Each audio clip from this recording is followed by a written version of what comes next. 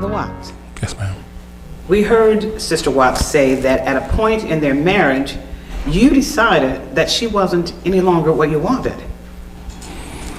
Yes. I just didn't, I basically really got really tired of some things, that I felt at the time was basically what I want. I put it like that. There's certain things that I felt that she should have known, I thought she should have known, she didn't know. So my expectation, I guess, what I was expecting her to know, maybe at that particular time she didn't know. So it was a trial of my patience. Of course I was saved. So it was still saved, and I just got frustrated about some things. I think a lot of my problems was that, and not trying to make an excuse, but was a lot of us as men, we don't have like a mentor. That's true. And I didn't necessarily have my father, because he had left my mother as well. So I don't think it's an excuse, because I had a good foundation in the church. Though I didn't look around for other mentors in the church at the time, but I probably could have maybe got some help if I had probably reached out to a pastor or some brother or a couple in the congregation that maybe could have steered me. And a lot of times as men, we have a lot of pride, so we don't want to be going to somebody else with your problem. You're the man. You're supposed to take care of your home, take care of your woman, take care of your wife. You don't be going around trying to ask people. So a lot of problems with my pride, and I don't necessarily want to go. Even to my pastor, I think at the time, I think we had Pastor Jones in Mississippi. And then we went to Columbus, we had Pastor Johnson, but he passed. Of course, then we had Bird at the time. So, but I never really went to them. I don't know if I was just intimidated by them, their leadership or whatever. But I just didn't. I think I felt that I had enough word, that I could use the word to if I obeyed the word, use the word to steer my home, I could do well. But I was having problems, and again, a lot of it, like I said, because I didn't know how to love. As men, we have to learn how to love women, and if you're not taught that, you'll learn it somehow. I don't know how you'll get it, but I wasn't getting it. So I think that had a lot to do with it. But my wife was great to me, even when I felt that she was deficient or whatever. She was good to be. So I really necessarily had no reason to be running out there with nobody, but I did. I don't necessarily I was mature, because we married, I was young, in my 20s, but maybe I wasn't mature. At one point I thought maybe I married too soon, maybe. I've thought that, but again, the foundation of the church would teach you that how to do certain things, and I was doing good. So I just think it was just a lot of me, my flesh maybe was not mature enough in my spiritual experience too, maybe. But it was just I just made the wrong mistake, and I got frustrated about things. So marriage is a big step, and I know people do realize that, especially when you're young. So you have to really make sure that you're ready to marry. Not necessarily that you got certain things together if you financially, but it's an emotional thing and a mental thing. You have to be mentally ready to prepare to include somebody in your life, especially when you've been by yourself. So it's not necessarily about you, what your needs are, but now you gotta think about the needs of others. So as beings, we have to realize that when we take on that, we're taking on responsibility of another person. I look at it more so you're taking, to me, it's kind of like you're taking responsibility of the church. It's like you have a church now, in a sense, where you don't necessarily, you're passive of your own home. That's kind of how I see it, so yeah. All right, now you're frustrated. Yeah. And you left.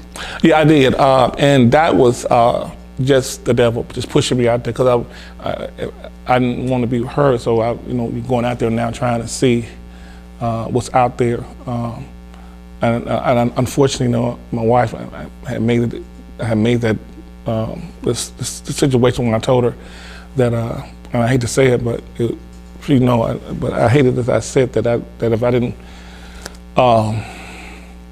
if she wasn't, if I had to, if she had to be wife and I to be saved, I would prefer her not to be saved. So it got to that point, and so that's what I did. I just decided if I had to stay here, unfortunately with her, I just decided that I would just go back, and that's what I did. And it was a bad decision.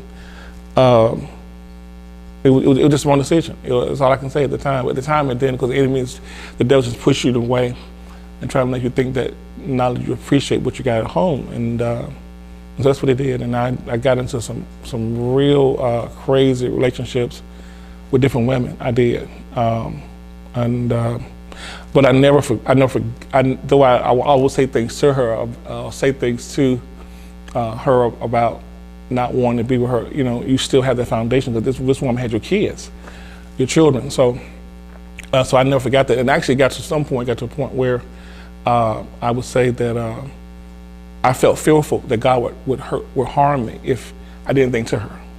So I made sure that I didn't necessarily do anything to anger God anymore, because He's already angry with me enough. So I didn't necessarily want to be doing stuff to anger her. So so if she needed something, I tried to be there. I felt I was still obligated, even though I wasn't with her. You know what I'm saying? So I don't necessarily know if God looked at that. I don't know how God looked at that, but I hope He did, because nevertheless, I was still responsible for her, regardless that I wasn't living with her, regardless I was doing stuff in sin. So, but so that's about it. So I had I'm gonna do some crazy stuff and being different women, and it was, but God blessed me that I never did attach myself to anybody. I did meet some women, but I never could go to the point like of marriage like she almost did. I was trying to find somebody to marry, but I got to a point where because I knew that God was displeased, I could never find one. And it got to a point one time that I even was telling women that I couldn't marry, because I know that eventually that I got a living wife. And I would meet women that would say, well, you know, I can't marry you because you got a living wife. So it got to a point where I just decided to stop. And unfortunately, I just really started doing a lot of fornicating. Really, that's all I really was doing, because I realized that I was never going to find anybody to marry. And if I did, eventually that was going to come up. Well, you still got a living wife, you know. So it just got to a point where I just left it alone. It got to a point where I just stopped really looking, and as time went on, I mean, as time went on, because I moved to Florida because I met somebody in Valdosta, Georgia. You know where Valdosta, Georgia is? I don't know. It's kind of close to Tallahassee. And so I met somebody. That didn't work out. That's how I ended up in Florida.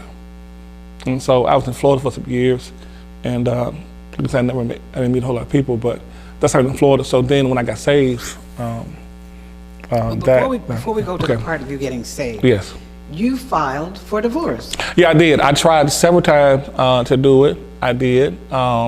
It never worked, and I really wasn't really trying to really pursue it like that. And then when papers would be filed and stuff like that, I really wasn't trying. If I really wanted to, I could have really did it. You know what I'm saying? So I could have really did if I really was serious. So I really wasn't like serious, you know, really try to do it. Just serious. I was just doing something, and then I'll forget about it months ago, years ago, and I'm like, okay.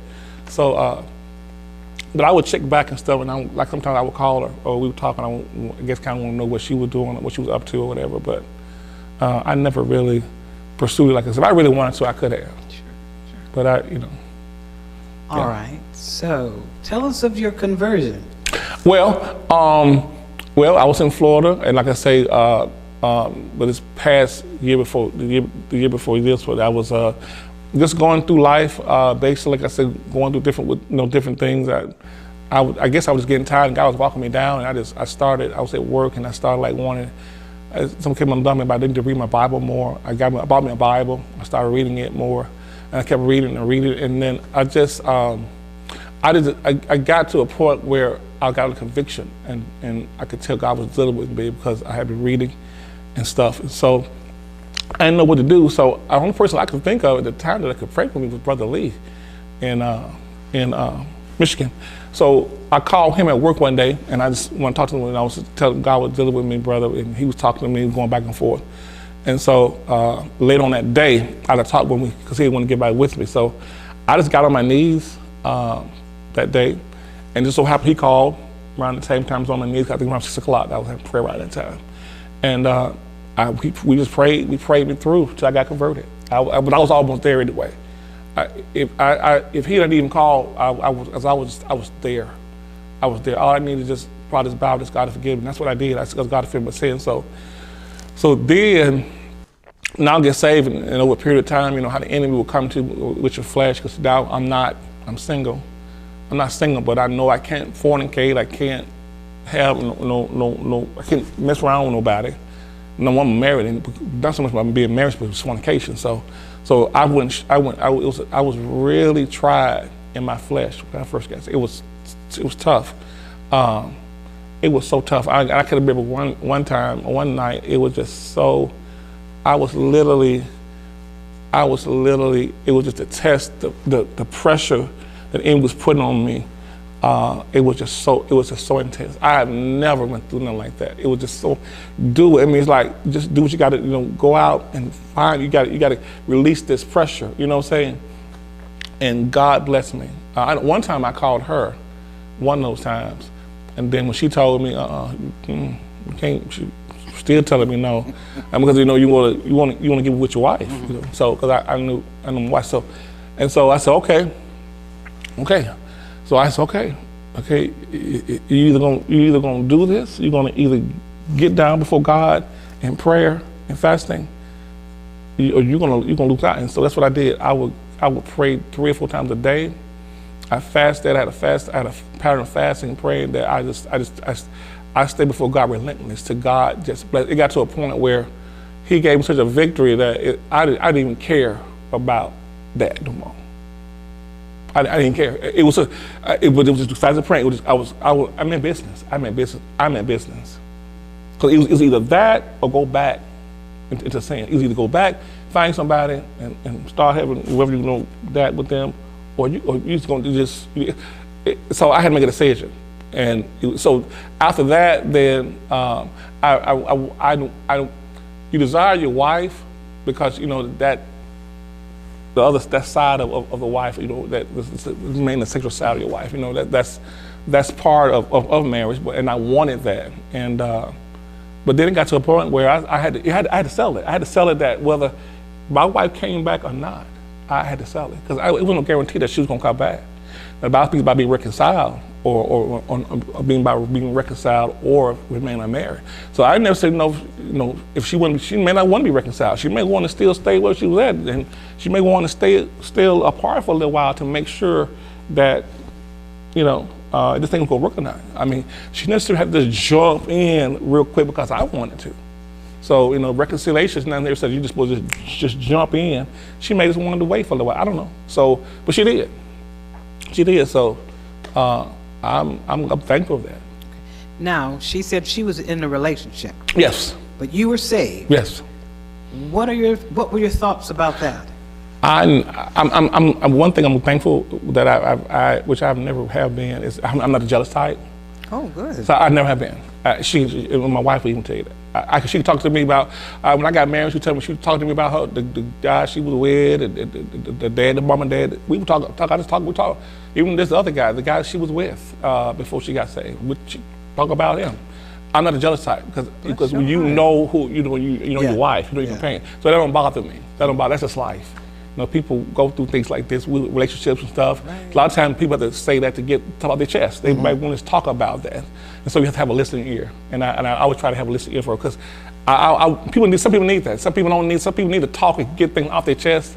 And my wife, she's one of those that maybe repeatedly do things over and still saying over. But as a husband, we have to just as part of her aneurysms or mannerisms that she has. So, and that's just one, and I have mine.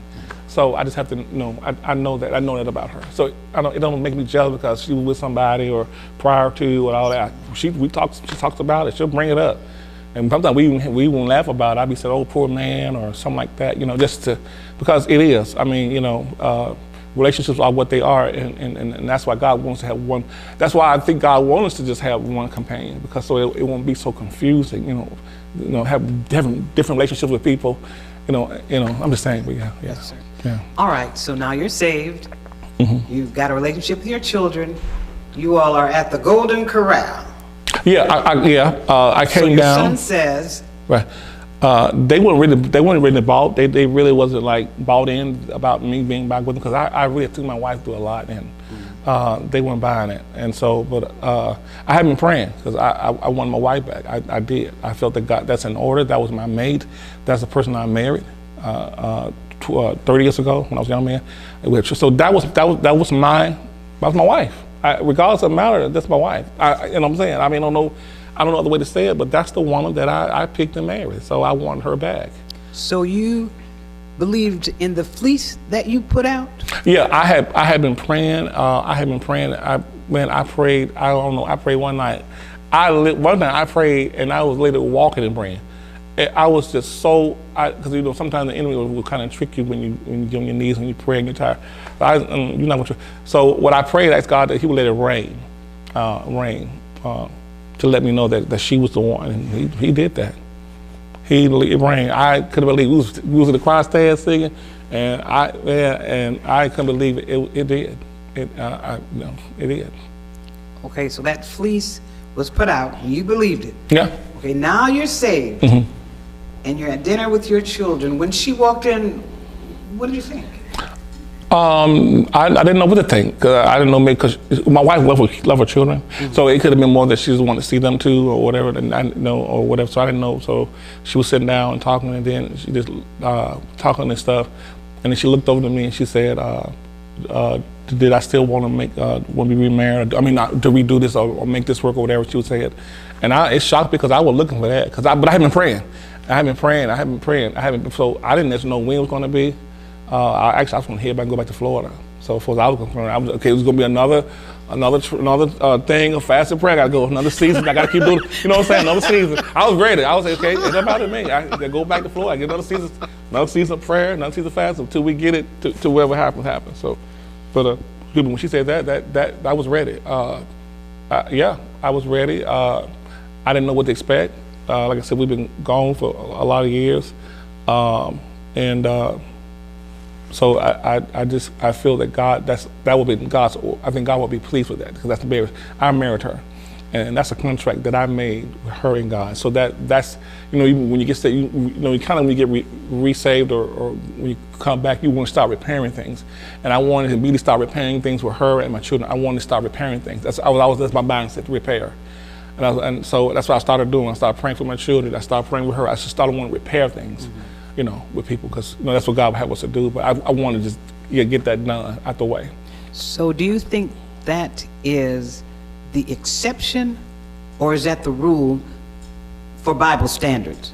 Yeah, I think that's the rule. That's the Bible standard.